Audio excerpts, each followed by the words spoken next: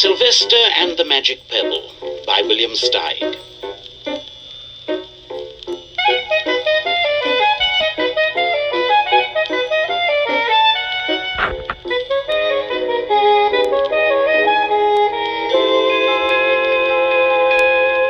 Sylvester Duncan lived with his mother and father at Acorn Road in Oatsdale. One of his hobbies was collecting pebbles of unusual shape and color.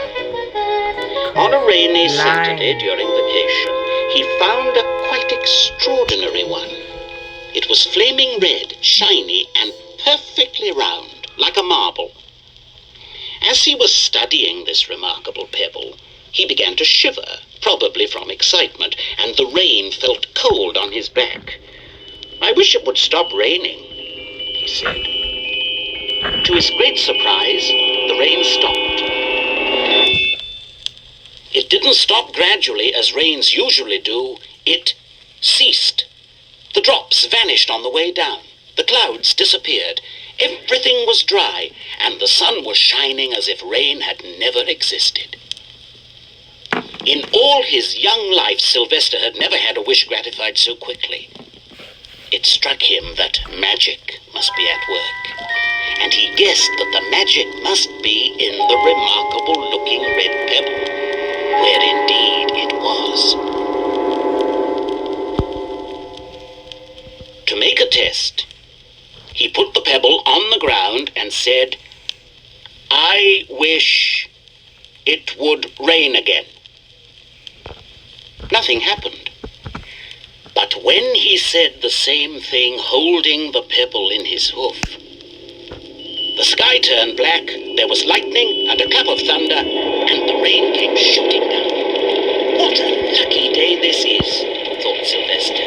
"From now on I can have anything I want. My father and mother can have anything they want. My relatives, my friends, and anybody at all can have everything anybody wants." He wished the sunshine back in the sky, and he wished a wart on his left hind fetlock would disappear, and it did. And he started home, eager to amaze his father and mother with his magic pebble. He could hardly wait to see their faces. Maybe they wouldn't even believe him at first. As he was crossing Strawberry Hill, thinking of some of the many, many things he could wish for, he was startled to see a mean, hungry lion looking right at him from behind some tall grass. He was frightened.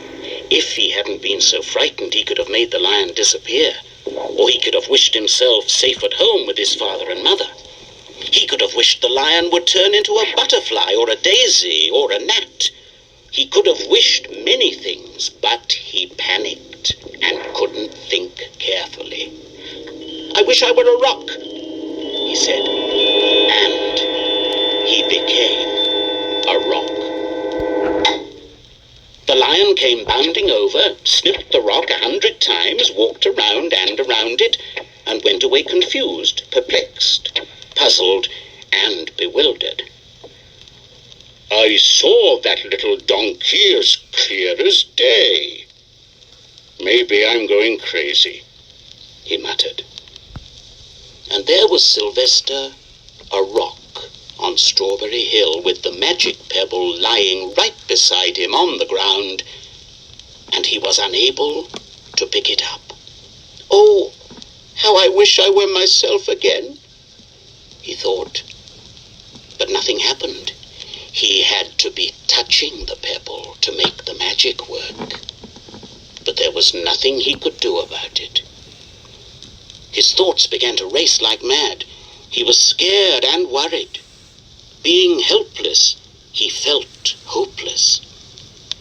He imagined all the possibilities, and eventually he realized that his only chance of becoming himself again was for someone to find the red pebble and to wish that the rock next to it would be a donkey. Someone would surely find the red pebble. It was so bright and shiny. But what on earth would make them wish that a rock were a donkey? The chance was 1 in a billion at best. Sylvester fell asleep. What else could he do? Night came with many stars.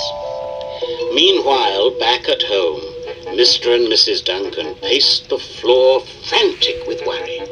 Sylvester had never come home later than dinner time. Where could he be? They stayed up all night wondering what had happened, expecting that Sylvester would surely turn up by morning. But he didn't, of course. Mrs. Duncan cried a lot, and Mr. Duncan did his best to soothe her. Both longed to have their dear son with them. "I will never scold Sylvester again as long as I live," said Mrs. Duncan, "no matter what he does."